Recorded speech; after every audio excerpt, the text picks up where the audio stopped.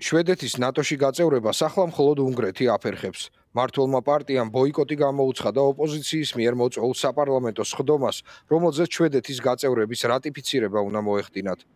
მას შემდეგ, რაც იანვარში თურქეთი დათანხმდა შვედეთის გაწევრებას, უნგრეთის სამხედრო ალიანსის უკანასკნელი ქვეყანა აღმოჩნდა, რომელიც ამ გადაწყვეტილებას არ უჭერს მხარს. ვიქტორ ორბანი და ფიდესის პარტია შვედეთის გაწევრებას 2022 წლის ივლისიდან ეწინააღმდეგებიან. მათი მტკიცებით შვედი პოლიტიკოსები სიცრუეს ავრცელებენ უნგრეთის დემოკრატიასთან დაკავშირებით. ჩავარდნილი კენჭისყრის შესახებ კომენტარი გააკეთა უნგრეთში შეერთებული შტატების ელჩმა.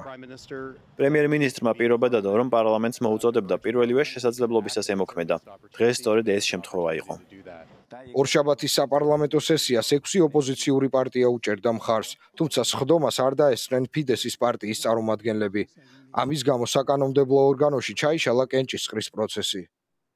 ფიდესის კანონმდებლებს სურთ შვედეთის პრემიერ-მინისტრი ულფ კრისტერსონი ბუდაპეშტში ამ საკითხზე მოსალაპარაკებლად ვიქტორ ორბანთან ჩავიდეს.